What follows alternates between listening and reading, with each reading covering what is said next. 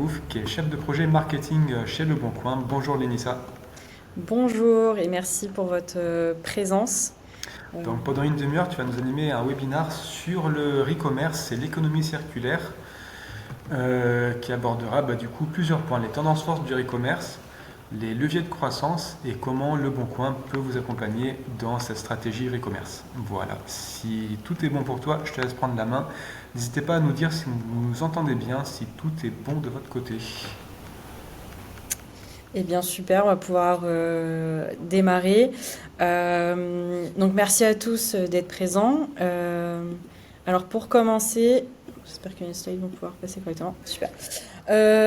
Pour commencer, je pense que tout le monde a déjà au moins mis une fois les pieds sur Le Bon Coin et a déjà utilisé la plateforme. Elle est principalement connue dans son environnement C2C. Mais depuis 2018, on intègre de plus en plus des professionnels sur nos différents univers. D'abord, ça a été très connu sur la partie immobilière et automobile, pardon. Mais depuis quelques années, on intègre aussi beaucoup de professionnels sur les catégories dites de biens de consommation et donc vraiment sur cet environnement marketplace. Et il y a maintenant 3 ans, on a pris un virage vraiment transactionnel. On a revu notre business model sur ces catégories biens de consommation, où du coup on a pu intégrer un système de commission lié à nos transactions en ligne. Et tout ça pour nos professionnels. Et ce qui nous a permis d'avoir une position qui est de leader sur le marché e-commerce français, notamment sur les plateformes généralistes, où on a pu dépasser Amazon pendant un semestre, même si maintenant ils sont en tête devant nous, mais on les talonne de près, on est juste derrière eux. Et après, sur le marché vraiment de l'occasion, on reste les leaders incontestés devant Vinted, eBay ou Back Market, parce qu'on a cette puissance d'avoir différentes catégories sur l'environnement de l'occasion. Et c'est surtout au travers de notre audience qu'on arrive à avoir cette force de frappe, parce qu'on rassemble 29,7 millions de visiteurs uniques chaque mois, ce qui représente un Français sur deux qui se connecte tous les mois sur la plateforme.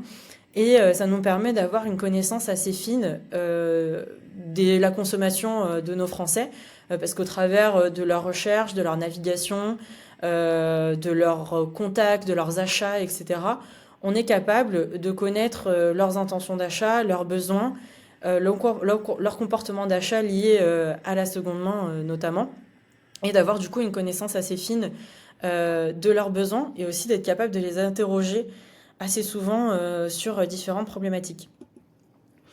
Et aujourd'hui, Le Bon Coin s'intègre totalement dans ce contexte de transition qu'on peut observer sur le marché français. On le voit, hein, l'achat en ligne est en constante augmentation. On a eu 32% des cyberacheteurs qui ont augmenté leurs dépenses en ligne en 2024, ce qui représente une croissance de 5 points par rapport à l'année précédente. Mais c'est surtout une croissance de l'achat de seconde main. On a des cyberacheteurs qui sont de plus en plus en recherche de produits de seconde main reconditionnés. 51% des cyberacheteurs ont déclaré avoir acheté ce type de produits-là au cours des 12 derniers mois. Mais on a aussi des consommateurs qui sont en recherche d'une consommation qui soit beaucoup plus économique, où ils font davantage attention à leur pouvoir d'achat, avec un tiers des consommateurs qui sont à la recherche de produits moins chers et surtout qui s'intègrent dans une dynamique d'économie circulaire. Donc voilà, ils sont à la recherche de produits qui sont beaucoup plus responsables. Et ces tendances-là, on les retrouve auprès de nos utilisateurs du Bon Coin, qu'on a aussi interrogés. Et on a 44% de nos acheteurs qui déclarent ne pas toujours avoir les moyens d'acheter ailleurs que sur le Bon Coin, parce que c'est sur cette plateforme qu'ils trouvent les meilleurs prix et les meilleures affaires en soi. Et dans ce contexte d'inflation, ça reste une alternative très intéressante pour nos utilisateurs. Mais on a surtout une grosse partie des utilisateurs du Bon Coin qui sont là pour améliorer leur conscience environnementale, parce qu'ils sont dans une prise de conscience et qui souhaitent améliorer leur mode de consommation. Et ça se reflète notamment par leur utilisation. Bon, sans surprise, on a surtout des utilisateurs qui sont là pour donner une seconde vie à leurs produits, les remettre en circulation sur le marché. Mais on a aussi la moitié de nos utilisateurs qui sont là pour améliorer leur pouvoir d'achat. Et ça revient aux chiffres qu'on voyait précédemment, où parfois ils n'ont pas d'autre alternative que de venir sur le Bon Coin pour pouvoir consommer des produits de biens de consommation. Et aujourd'hui, on le voit, on a des problématiques qui sont assez fortes, liées d'une partie à cette crise du pouvoir d'achat, mais aussi à cette crise écologique, où on a davantage de Français qui remettent en question ces modèles historiques de production de produits neufs, et qui s'interrogent aussi de comment est-ce qu'ils peuvent consommer mieux, moins cher, et avec une conscience écologique qui est de plus en plus forte. Et le e-commerce se présente du coup comme une alternative et un modèle d'avenir au final pour les commerçants, parce que le marché de la seconde main est un marché florissant. Le marché de la seconde main a représenté en France en 2024 7 milliards d'euros, c'est plus 12% par rapport à l'année précédente. Et c'est un virage qui est surtout attendu des plus jeunes générations. On a 75% des moins de 35 ans qui ont déjà pris ce virage-là, d'aller choisir des alternatives d'occasion plutôt que d'acheter du neuf. Et on le voit que c'est un modèle qui va perdurer dans le temps, parce qu'on estime la valeur économique de l'économie circulaire d'ici à 2030 à 4 500 milliards d'euros, ce qui est assez énorme. Et donc, il y a des initiatives à aller prendre sur ce marché-là. Et c'est surtout un environnement concurrentiel qui s'intensifie. On a des acteurs historiques, comme Le Bon Coin, Gens de Confiance, Back Market, qui sont là et qui se sont développés du coup sur ces initiatives de seconde main. Et on a même du coup des acteurs qui étaient de base spécialisés sur un seul univers, comme Vinted, qui était spécialisé sur la mode, qui a tendance à généraliser sur d'autres univers.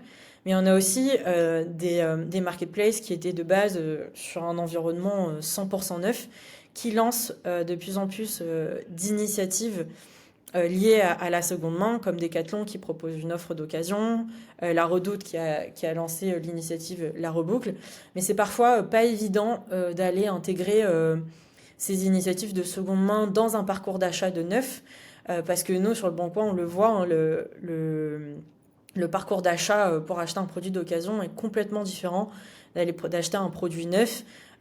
Nos utilisateurs, ils posent beaucoup de questions, ils veulent avoir beaucoup d'informations sur les produits, et ça demande beaucoup plus de proximité. Et c'est parfois pas évident pour les marketplaces de pouvoir intégrer cet environnement de seconde main dans leur parcours historique d'achat de produits neufs. Mais c'est des initiatives qui sont indispensables et qui doivent être prises par les différentes marques, parce que c'est une attente de par les consommateurs, et c'est une opportunité d'appréciation de marque. Les consommateurs sont en attente de produits qui intègrent une dimension éco-responsable, que ce soit par le mode de production, par l'intégration de produits recyclés, de composants recyclés, mais c'est surtout qu'ils sont en recherche de transparence sur l'engagement des marques. C'est vrai qu'on peut très vite facilement basculer dans le greenwashing, mais c'est pour ça qu'ils attendent d'avoir un maximum d'informations sur comment sont produits les articles, de quoi ils sont composés, quelles initiatives les marques prennent, et qu'elles montrent qu'elles sont engagées dans l'économie circulaire. Et de même, on a interrogé nos utilisateurs du Bon Coin, et on a 77% de nos utilisateurs qui trouvent positif qu'une marque puisse communiquer sur ses engagements en RSE, mais toujours dans cette dynamique, dans cette logique de transparence, et d'avoir un maximum d'informations sur ces engagements-là. Alors comment au final est-ce qu'on peut intégrer l'économie circulaire, enfin le e-commerce au global dans sa stratégie d'entreprise, ça passe par 4 piliers. On a le recyclage et le réemploi, c'est tout simplement pouvoir recycler des produits ou des composants d'un produit, de pouvoir réutiliser ces composants pour une nouvelle utilisation dans la production. Ça passe aussi par des offres de reprise et de revenus conditionnés. Ça, on le voit de plus en plus, ce type d'initiative avec la reprise de produits par un système de bons d'achat, que derrière les marques vont pouvoir reconditionner ces produits-là, les remettre quasi à neuf et les remettre en vente sur le marché. Donc on le voit beaucoup sur le multimédia électroménager. Ça passe aussi par le don à des associations, par exemple, et aussi par la gestion des stocks dormants, des invendus, des produits de déstockage qui ne peuvent plus être détruits de par la loi AGEC qui a été mise en place. Mais c'est des articles qui méritent d'avoir une seconde vie et d'être mis en circulation. Et Le Bon Coin se présente comme un partenaire de choix pour pouvoir mettre en circulation ces produits-là parce qu'on a l'audience qui est à la recherche de ces bonnes affaires-là, des produits qui ont des petits défauts et qui peuvent être accessibles à des bons prix et que nos utilisateurs sont tout à fait enclins de pouvoir acheter. Alors du coup, oui, on se positionne comme étant un partenaire de choix pour le e-commerce parce qu'on a été élu le site de seconde main préféré des Français. On le voit, comme je le disais au démarrage, qu'on a un Français sur deux qui se connecte tous les mois sur notre plateforme. Les Français nous font confiance pour aller dénicher les bonnes affaires au meilleur prix et dans la meilleure qualité possible. Et surtout qu'on est capable d'avoir une expertise sur la vente de produits d'occasion. On fait ça depuis plus de 18 ans maintenant et on a compris comment nos utilisateurs réfléchissent pour acheter leurs produits d'occasion et on est capable de leur proposer un parcours qui soit le plus optimal possible pour acquérir ces produits-là. Et aujourd'hui, on a 500 000 professionnels qui nous font confiance, qui vendent leurs produits sur la plateforme et qui sont capables de remettre en circulation leurs produits d'occasion, mais aussi des produits de déstockage. Et pour ça, on a mis en place un parcours de vente qui est assez intuitif et qui intègre du coup de la vente en ligne, de la transaction et de la livraison. Donc pour nos professionnels, on propose un dépôt gratuit qui est soit en manuel, soit en import automatique d'annonces, toujours de produits d'occasion et de déstockage. On met aussi à disposition des solutions qui permettent de mettre en avant du coup ces bonnes affaires. Donc ça passe par des pages dédiées, ça passe par des options de visibilité à utiliser sur la plateforme pour permettre à vos produits d'apparaître dans les premiers résultats de recherche. Mais ça passe aussi par des modes de livraison et un système de paiement sécurisé. Donc on travaille avec différents partenaires de livraison. Vous avez aussi la possibilité d'utiliser votre propre prestataire. Mais aussi, on met aussi à disposition le retrait sur place, donc en passant par un achat en ligne et derrière la possibilité pour l'acheteur de venir récupérer son produit en magasin. Et bien entendu, on n'a pas pour vocation de devenir une plateforme de produits neufs comme on peut en trouver sur le marché.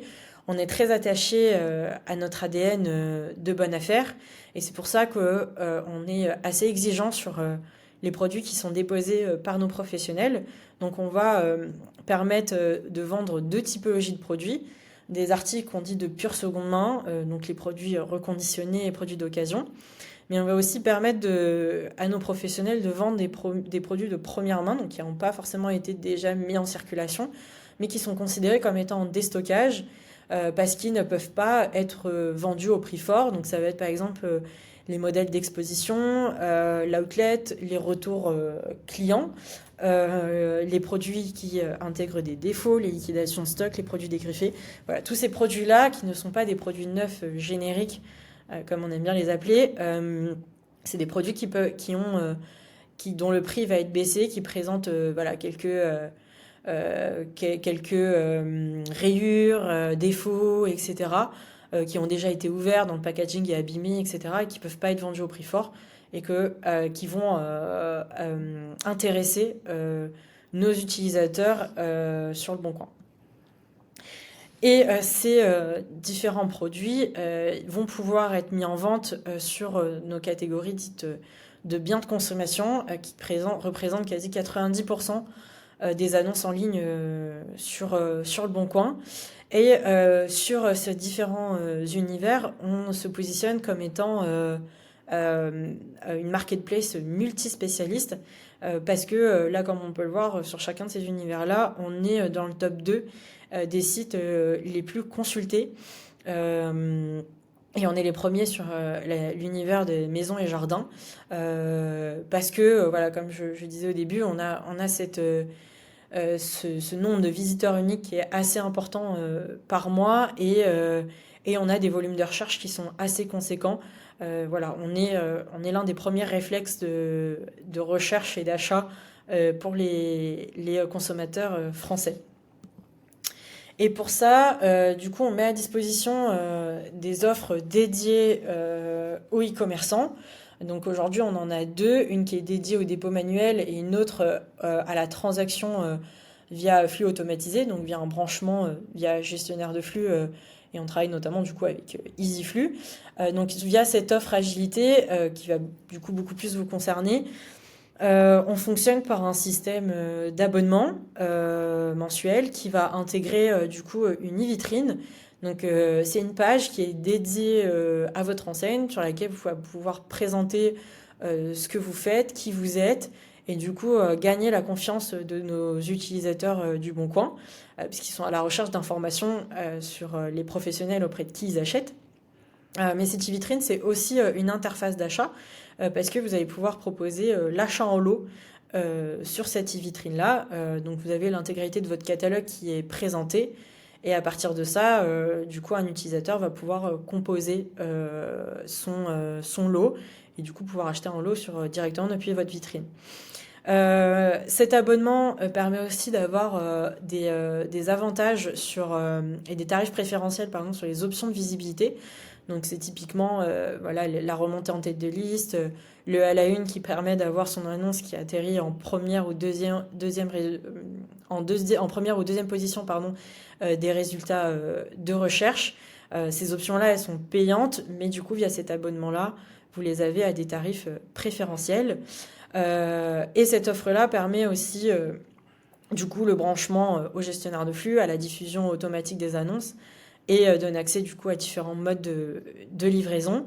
Mais on a aussi des avantages sur nos commissions, parce qu'on a aussi des utilisateurs qui déposent en self-service, mais eux, ils ont des commissions plus élevées, d'en moyenne plus 5 points par rapport aux professionnels abonnés. Et surtout, quand on est abonné chez nous, on a un plafonnement de la commission qui est plafonné à 80 €. Donc, peu importe le montant du bien, la commission ne dépassera pas les 80 €. Et enfin, du coup, ce qu'il faut comprendre sur le Bon Coin, c'est qu'on est une marketplace pas comme les autres. On est très attaché à notre ADN de seconde main. On est une plateforme qui est à l'origine 100% C2C et qui s'est ouvert au B2C. Et c'est ces utilisateurs particuliers qui sont vos clients de demain et qui font la force du Bon Coin. Donc il faut comprendre leurs attentes et leur mode de fonctionnement pour pouvoir maximiser son succès sur le Bon Coin. Donc on est sur des parcours d'achat qui sont assez spécifiques. On n'est pas sur de l'achat impulsif comme on peut l'avoir sur de l'achat de produits neufs. On est sur des utilisateurs qui vont aller comparer, qui vont aller chercher sur différentes annonces la meilleure affaire qu'ils pourront avoir au meilleur prix avec la meilleure qualité. Et pour ça, ils vont avoir besoin d'échanger. Donc c'est pour ça qu'on met à disposition notre système de messagerie instantanée et ils vont avoir besoin d'avoir des informations sur le produit. Donc c'est pour ça qu'on demande à nos vendeurs professionnels d'avoir des annonces qui soient le plus détaillées possible d'alimenter cette e-vitrine, par exemple, pour pouvoir gagner la confiance des utilisateurs et qu'ils aient un maximum d'informations pour identifier la bonne affaire et qu'ils puissent la trouver chez vous. Donc on est sur une audience voilà, qui est en attente de réactivité, d'avoir des réponses assez rapides à leurs questions pour derrière pouvoir passer à l'acte d'achat. Et donc nous, on s'apparente beaucoup plus à une communauté. On va aller chercher la proximité avec les acheteurs, les utilisateurs. Et eux, ils sont à la recherche de ça parce que ces habitudes-là de consommation qu'ils ont sur l'achat de produits d'occasion, de reconditionnés, etc., c'est d'avoir des interactions humaines et de savoir auprès de qui est-ce qu'ils vont acheter ces produits. Donc voilà, j'ai fini avec cette présentation. On peut passer, si vous avez des questions. Merci à toi, Inissa, c'était très complet et très intéressant. Du coup, on va enchaîner avec une petite partie de fin questions-réponses. Moi, j'avais quelques questions. Ok. Notamment, comme tu l'évoques, de plus en plus d'enseignes e-commerce lancent leur plateforme de seconde main. On a vu notamment Amazon, Decathlon, etc. Est-ce que tu penses que ce modèle il est amené à devenir incontournable? Oui, je pense qu'il y a quasi toutes les marques vont lancer leur initiative de reprise, de reconditionner, de seconde main, parce que on le voit, les consommateurs français, ils sont en attente de ça. Et comme je l'évoquais avant, c'est des initiatives qui ne sont pas forcément évidentes à mettre en place, qui peuvent être coûteuses, et parfois on a des marques qui ne sont pas forcément attendues sur cette branche-là.